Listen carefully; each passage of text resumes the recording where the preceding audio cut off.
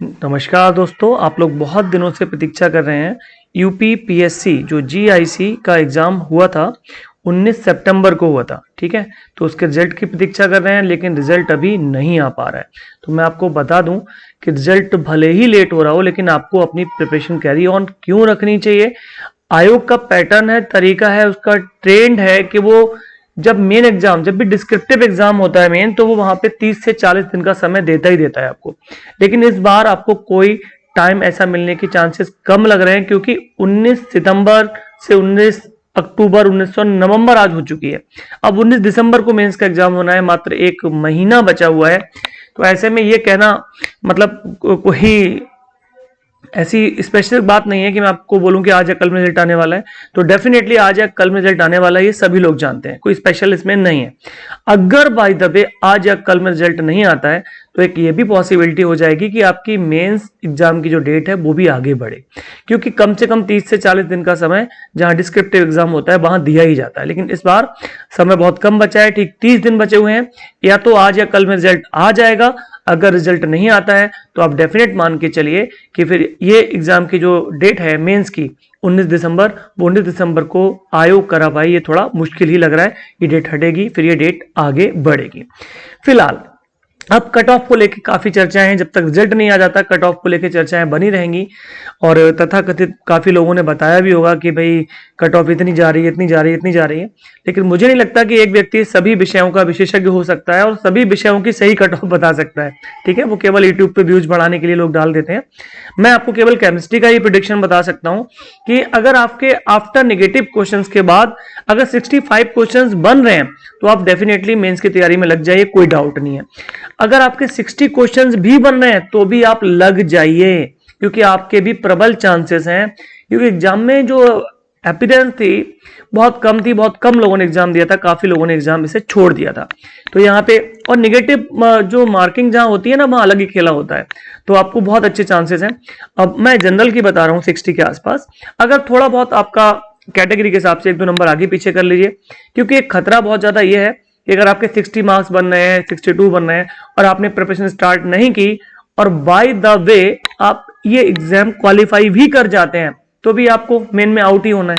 क्यों? क्योंकि आपने तैयारी स्टार्ट नहीं की हुई है, इस डाउट की वजह से कि मेरा सिलेक्शन होगा या नहीं होगा। 65 प्लस वालों ने तो अपनी तैयारी स्टार्ट कर दी है, लेकिन 60 प्लस वाले वो अभी रिजल्ट का वेट कर रहे हैं। तो रिजल्ट का वेट तो बिल्कुल ही छोड़ दो भाई, या फिर तैयारी स्टार्ट कर दो, क्योंकि आपका प्री अगर क्लियर हो गया तब भी आप मेन में कुछ नहीं कर सकते। तो प्लीज आज से स्टार्ट करिए। आज के इस वीडियो में मैं आपको क्या क्या बताने वाला हूं। एक तो पैटर्न के बारे में बताऊंगा कि मुख्य परीक्षा का पैटर्न कैसे रहने वाला है, और थोड़ा एक सैंपल पेपर भी मेरे पास में है, मैं आपको ट्रेंड बताऊंगा कि एग्जाम में किस प्रकार के प्रश्न जो है पूछे जाते हैं। जो लोग तैयारी कर रहे हैं उन्हें पता है, लेकिन काफी लोग ऐसे हैं जो रिजल्ट का वेट कर रहे हैं, क्योंकि खासकर वो जो 60 से 70 के बीच में है, वो डाउट में है कि रिजल्ट आएगा तब प्रिपरेशन स्टार्ट करेंगे। तो जो 19 दिसंबर को एग्जाम होने वाला है, यहां से ठीक एक महीने के बाद, आप थोड़ा सा उसमें देख लीजिए कि कितनी कितनी चीजें रहने वाली हैं। ये एग्जाम बिना प्रिपरेशन के बहुत जल्दी से पॉसिबल हो पाए, ये थोड़ा सा टिपिकल ही लग रहा है। क्योंकि आप देख रहे हैं कि जो अभी 19 दिसंबर को एग्जाम होगा, इसमें यहां पर क्या होगा कि 2 पेपर होने वाले हैं, ठीक है।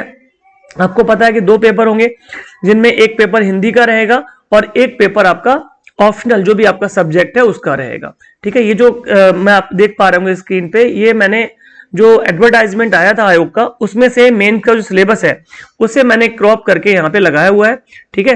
तो आप देख रहे हैं यहाँ पे कि रिजल्ट में क्या क्या चीजें आ रही हैं। आप यहाँ पे ये देख पा रहे होंगे कि 2 पेपर रहने वाले हैं, ठीक है। पहला पेपर जो होगा प्रथम प्रश्न पत्र, ये वाला, ये प्रथम प्रश्न पत्र है। और प्रथम प्रश्न पत्र जो है ये कायका सामान्य हिंदी और निबंध का होगा, 2 घंटे का होगा, 100 नंबर का।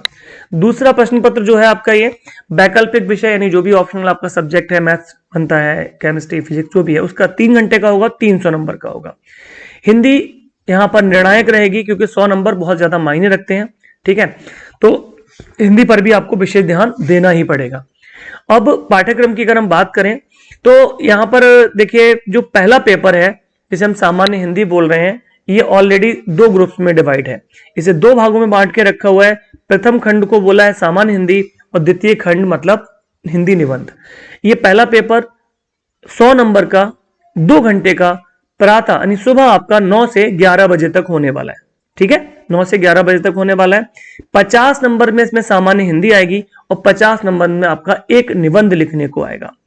सामान्य हिंदी की बात करें तो जो 50 नंबर का हिंदी का पेपर 100 नंबर का हो गया, उसमें से 50 नंबर की सामान्य हिंदी है। सामान्य हिंदी में अपठित गद्यांश, एक गद्यांश दिया होगा, उसी नीचे प्रश्न दिए होंगे, उस गद्यांश में से प्रश्नों के उत्तर छांट के आपको देने होंगे, या कुछ अंडरलाइंड एरिया दिया होगा, आपको उसकी एक्सप्लेनेशन व्याख्या करनी होगी।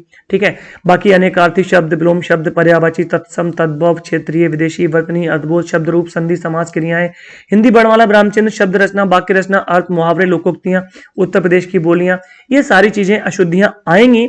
ये बहुत ज्यादा सिलेबस नहीं है, लेकिन हाँ बिना पढ़े तो कुछ भी नहीं होने वाला। अगर आपने बिल्कुल नहीं पढ़ रखा है, पढ़ना स्टार्ट भी नहीं किया हुआ है, तो फिर ये 1 महीने में होना बहुत मुश्किल हो जाएगा। आप इसके लिए हिंदी की कोई एक अच्छी सी किताब ले लीजिए, एक ही किताब में सारी चीजें आपको मिल जाएंगी, तो वहां से आप ये प्रिपरेशन अपनी स्टार्ट कर दीजिए। हिंदी का जो दूसरा खंड होगा वो भी 50 नंबर का होगा, और इस दूसरे खंड में क्या होगा, आपको क्या मिलने वाला है, देखिए दूसरे खंड में आपको मिलेंगे, वहां पर 6 पॉइंट दिए होंगे, 6 क्षेत्र होंगे। आपसे सिर्फ एक निबंध लिखना होगा 1000 शब्द का, 1000 शब्द का सिर्फ एक निबंध लिखना होगा। एक 50 नंबर का निबंध होगा। 6 फील्ड दे रखी होंगी, वो 6 फील्ड कौन कौन सी हैं आप यहाँ पे देख पा रहे हैं, लिखा हुआ है स्क्रीन पे। ठीक है, साहित्य संस्कृति है ना, राष्ट्रीय विकास योजनाएं या राष्ट्रीय अंतरराष्ट्रीय समसामयिक योजनाएं, विज्ञान पर्यावरण, प्राकृतिक आपदाएं और उनके निवारण, कृषि उद्योग व्यापार।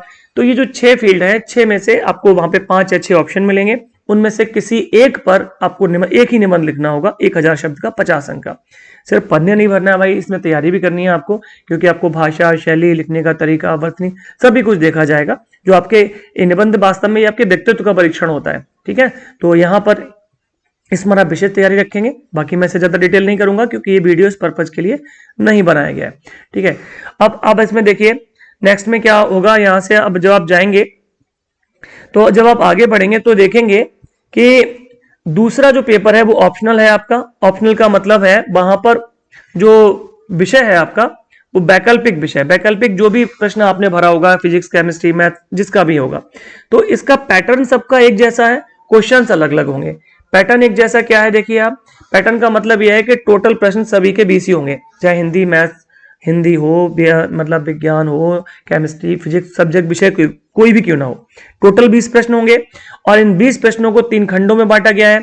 खंड आ के अंतर्गत 5 प्रश्न, 5 गुणा 25, यानी एक प्रश्न 25 नंबर का है, तो यहां से आपको 125 अंक मिलने वाले हैं। खंड बा के अंतर्गत भी कुल मिलाकर 5 ही प्रश्न होंगे, ये अतले उत्तरी हैं, 150 शब्दों में शब्द सीमा होगी प्रश्न की, और एक प्रश्न 15 नंबर का होगा, तो यहां से आपको 75 यानी 75 मार्क्स मिलने वाले हैं। और जो तीसरा खंड है वहां पर 10 प्रश्न होंगे, 10-10 अंक का प्रत्येक प्रश्न होगा, अति लघु उत्तरीय टाइप होगा, और ये आपको 100 मार्क्स देगा। तो इस प्रकार से आपका टोटल 300 का पेपर बनने वाला है। तो 300 का जब पेपर आपका होगा तो समझ जाइए कि 300 के पेपर में बहुत ज्यादा महत्व रहेगा किसका, हिंदी का, क्योंकि हिंदी 100 नंबर की है और बहुत आसानी से आप इसकी तैयारी कर सकते हैं। नेक्स्ट पॉइंट ये है कि मैं आपको मेंस में जो केमिस्ट्री की बात कर रहा हूं, केमिस्ट्री का पेपर आएगा, उसका पैटर्न कैसा होगा, आयोग का टेस्ट कैसा है, किस प्रकार के सवाल वो आपसे पूछता है, तो इसके बारे में मैं थोड़ा सा जानकारी आपको देना चाहता हूं। देखिए अभी तक इसका कभी इस पैटर्न पे एग्जाम पहले कभी हुआ ही नहीं है, तो आपको प्रीवियस ईयर का पेपर तो मिलने वाला है नहीं, लेकिन आयोग केमिस्ट्री के पेपर कैसे लेता रहा है ना, प्राचीन में, पुराने समय में, तो उसका आइडिया आपको लग जाएगा। 2017 में भी जो केमिस्ट्री का पेपर हुआ था, पीसीएस का, मेंस का, वो पेपर मैं दिखा रहा हूं, क्योंकि सिलेबस काफी स्टैंडर्ड थोड़ा चेंज होगा, लेकिन सिलेबस मोस्टली कॉमन ही है, सेम ही है। तो क्या क्या उस प्रश्न में रहेगा, पेपर में रहेगा, तो वो आप यहां से देख पाएंगे। देखिए ये मैंने आपके सामने लगा दिया स्क्रीन पे, ये 2017 यूपी पीसीएस मेंस का पेपर है। नंबर ऑफ क्वेश्चन मार्क्स आपके अलग अलग होंगे, लेकिन यहाँ पे आइडिया आपको लग जाएगा कि क्या प्रश्न रहेगा। जैसा कि आप यहाँ पे देख रहे हैं, सिलिकॉन है ना, यह प्रश्न आप देखते जाइए। सिलिकॉन क्या होते हैं, 12th के सिलेबस का है भाई। डाइबोरेन 12th के सिलेबस का है ना। Crystal field stabilization energy 12th के सिलेबस का है ना। D orbital, crystal D orbital square planar में स्प्लिटिंग पूछ रहा है, 12th के सिलेबस का है। लेंथेनाइट कॉन्ट्रैक्शन पूछ रहा है, 12th के सिलेबस का है। मतलब प्रश्न वही हैं जो आप पढ़ रहे हैं पहले से, ठीक है, प्रश्न वही हैं जो आप पहले से पढ़ रहे हैं। तो यहाँ पे थोड़ा सा आपको ध्यान रखना है। सारे देखो, ये यहाँ पे D1 एंड D9 जो ग्राउंड स्टेट में होती है इलेक्ट्रॉनिक कॉन्फ़िगरेशन पूछी हुई है, लेंथनाइट कॉन्ट्रैक्शन पूछा हुआ है ना, स्ट्रॉन्ग फील्ड लिगेंड या वीक फील्ड लिगेंड के बारे में इनके मैग्नेटिक प्रॉपर्टीज पूछी हुई हैं। तो 12th के सिलेबस को टच करता हुआ ही आपका पेपर यहाँ पे जाएगा। फिर और आगे प्रश्न आप थोड़ा सा देख लीजिए, ठीक है। तो ये आपने देख लिया कोबाल्ट का। अब ये अगला जो स्लाइड है यहाँ पे, ये देखिए यहाँ पे क्या पूछा भैया, द्रव्यमान क्षति, स्थायी मैजिक नंबर्स, ये पूछ रहा है, सब आपका भाई पड़ा हुआ है। हीमोग्लोबिन मायोग्लोबिन ये बायोमोलिक्यूल चैप्टर से आ जाएगा। O2 का आणविक कक्षीय आरेख, ये भैया 12th में भी इंपॉर्टेंट होता है, ठीक है। NiS2 का होल 6 +2 आयन का इलेक्ट्रॉनिक स्पेक्ट्रम पूछा, विवेचना करवा रहा है। तो कुछ प्रश्न ग्रेजुएशन के लेवल को टच करेंगे। डाइक्लोरोबिस, है ना, कोबाल्ट के, इसके क्या पूछ रहा है, समावली पूछ रहा है। तो ये भी आप देख लेंगे 12th के सिलेबस से ही है। अच्छा, इसका पीडीएफ मैं बहुत शॉर्ट में बता रहा हूँ क्योंकि यहाँ पे मेरा पर्पज इस वीडियो को बहुत ज्यादा लंबा करना नहीं है, तो यहाँ पे मैं आपको शॉर्ट में बता रहा हूँ। बाकी अगर इसका पीडीएफ आपको चाहिए तो जो मैं मोबाइल नंबर यहाँ पे लिख भी रहा हूँ, आपको बता भी देता हूँ। आप मुझे 989741 ठीक है और 815 पर आप मुझे मैसेज कीजिएगा, व्हाट्सएप कीजिएगा, मैं आपको इसकी पीडीएफ सेंड कर दूंगा, जिससे आप उसे स्टडी कर सकते हैं कि आयोग किस प्रकार के प्रश्न पूछता है। तो आपको वहां पे आइडिया मिल जाएगा थोड़ा सा, ठीक है। तो ये हमारी बात रही आपसे। अब देखिए, इसके बाद हम बात करें जो प्रश्न मोस्टली 12th के सिलेबस से हैं, लेकिन स्टैंडर्ड थोड़ा चेंज वहां पर हो रहा है। देखिए, पीएच कैलकुलेशन के लिए आ गया, ठीक है। आप इसके साथ ही और देखिए पेपर, ये 17 का लेटेस्ट पेपर है, तो इससे ही आप आइडिया लगा सकते हैं। यहाँ पे जो प्रश्न आपको दिख रहे होंगे, देखिए एक्टिवेशन एनर्जी पूछ रहा है, 12th के सिलेबस में बच्चों को कराते हैं हम लोग, है ना। आरएनए इक्वेशन पूछ रहा है, संगत थ्योरी, ये 12th के इंपॉर्टेंट प्रश्न हैं, जो 12th के बच्चों को पढ़ाए जाते हैं, उन्हें इंपॉर्टेंट बताया जाता है, वो प्रश्न यहाँ पर भी आए हुए हैं, ठीक है। ये डेरिवेशन दे दिया इन्होंने, ठीक है, डीपी अपॉन dt। तो यहाँ पर साम्य व्यवस्था वाला डेरिवेशन आ गया, क्लैसिस क्लैपेरॉन इक्वेशन है ये। कुछ प्रश्न बहुत आसान भी मिलेंगे, समांगी विषमांगी उत्पीड़न आ गया, ब्रैग इक्वेशन आ गई, पाउली का अपवर्जन नियम आ गया, लैंगम्यूर अधिशोषी समतापी ये आ गया आपका, है ना, स्फुदीप्ति प्रतिदीप्ति, इस प्रकार के प्रश्न आ जाएंगे। तो आपको प्रश्न और मतलब काफी 12th का सिलेबस जो लोग पढ़ा रहे हैं उन्हें काफी आसानी रहने वाली है, ठीक है।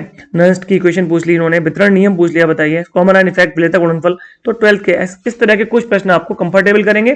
तो 12th आप अच्छे से पढ़ा रहे हैं और 12th के साथ साथ आपने हिंदी भी अच्छी कर रखी है, तो डेफिनेटली मानिए आपको प्लस पॉइंट है, क्योंकि हिंदी काफी चीजों को चेंज हिंदी करेगी और फिर आपने तैयारी भी कर रखी है, ठीक है।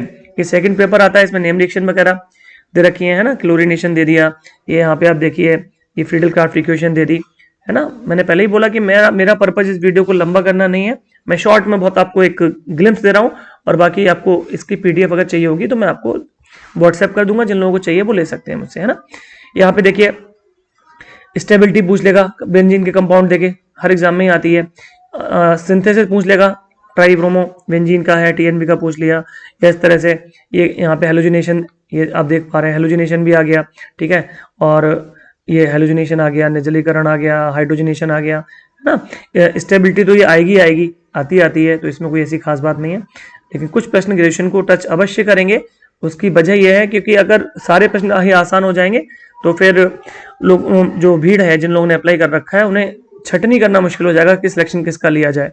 तो कुछ प्रश्न तो इस प्रकार के आपको मिलेंगे, और बाकी ऑर्गेनिक वाले होते हैं उन्हें ये क्वेश्चन आसान लगता है, इनऑर्गेनिक वाले थोड़ा कठिन लग सकता है। तो ये नेम रिएक्शंस यहाँ पे दे रखी हैं, ठीक है। देख रहे हैं कार्बिन्स के बारे में, कार्बिन और ब्यूटीन के साथ ये प्रश्न भी यहाँ पे पूछा गया है, कार्बिन ब्यूटीन के बारे में पूछा जा रहा है। तो मिला जुला संगम आपको मिलेगा, पेपर कोई बहुत ज्यादा कठिन ऐसा नहीं रहेगा। 12th इस पेपर से आप एक्सपेक्ट करिए कि इस पेपर से आपका जो पेपर होगा अगला वो आसान ही रहेगा, ठीक है, कोई बहुत ज्यादा कठिन पेपर आपका नहीं रहेगा। तो ये आपका हो गया, ठीक है। कार्बिन बता दिया मैंने, 19 आपने देख लिया। एक दो क्वेश्चन और है, मैं आपको दिखाता हूँ फटाक से 2 मिनट में, कि आसान चीज है भी। मेलोनिक एस्टर देखिए 12th के सिलेबस से आएगा, Perkin reaction, aldol condensation, Friedel Crafts ethylation, तो कुछ आसान प्रश्न बहुत रहेंगे। ऑर्थो पैरामीटर डायरेक्टिंग के बारे में पूछ लिया, नेम रिएक्शन बहुत अच्छी आई है इसमें, किलियानी फिशर सिंथेसिस है, रफ डिग्रेडेशन है, मीटर रोटेशन है, तो निर्जलीकरण पूछ लिया उसने, है ना। तो इस तरह के प्रश्न भी आपको, अच्छे प्रश्न भी मिलेंगे, और कुछ प्रश्न आपको देखिए बहुत आसान प्रश्न भी मिलेंगे, है ना। सिंथेटिक रबर पूछ रहा है, बताइए पॉलीएमाइड पॉलीमर पूछ रहा है, मैकेनिज्म पूछ रहा है फ्री रेडिकल पॉलीमराइजेशन की। तो कुछ प्रश्न आसान और कुछ प्रश्न कठिन, मिला जुला संगम, और आपका जो पेपर लगभग ऐसा ही होगा, इससे थोड़ा आसान हो सकता है। ग्रीन हाउस इफेक्ट पूछा, देखिए यहाँ पे हम एसिड बेस बैलेंस पूछ रहा है, ठीक है। मुख्य वायु प्रदूषक पूछ रहा है, एंजाइम की विशेषता पूछ रहा है, ओजोन परत पूछ रहा है। तो ये वो प्रश्न है जो हर एग्जाम में ही आते हैं, कोई एग्जाम ऐसा नहीं है जो इन प्रश्नों के बिना हो जाए। नेपथलीन की सिंथेसिस पूछ रहा है, आरएस कॉन्फ़िगरेशन पूछ रहा है। तो आपको अगर पीडीएफ चाहिए हो तो आप मेरे मोबाइल नंबर पे, मैं दोबारा से एक बार नंबर लिखता हूँ, आप यहाँ पे ले सकते हैं, पीडीएफ मैं आपको दे दूंगा, और आप अपना 9897415815 तो पीडीएफ आपको मिल जाएगी, तैयारी कीजिए। ऑल दी बेस्ट, मिलते हैं आपसे नेक्स्ट वीडियो में। अगर आपको डिटेल्स हिंदी के पेपर की चाहिए हो या केमिस्ट्री पेपर चाहिए हो तो आप मुझे कमेंट करके बताइएगा, तभी मैं वो आपको अवेलेबल कराऊंगा। ठीक है, तो तैयारी करते रहिए, लग जाइए आज से ही, क्योंकि समय आपके पास बहुत कम है, बहुत लंबा समय आपके पास नहीं मिलने वाला। जैसे कि आप चलेंगे, क्या करेंगे कि बहुत लंबे अगर रिजल्ट का वेट करते रहेंगे तो डेफिनेटली मान के चलिए आप इस जो दौड़ से बाहर ही होने, क्योंकि अगर आप जीत भी गए तो जीत के भी हार जाएंगे, क्योंकि इतना टाइम आपके पास नहीं है कि आप उस एग्जाम को क्वालिफाई कर सकें, क्योंकि प्रिपरेशन के लिए समय कम मिला हुआ है। तो लगे रहिए, पढ़ते रहिए। Okay, thank you, all the best.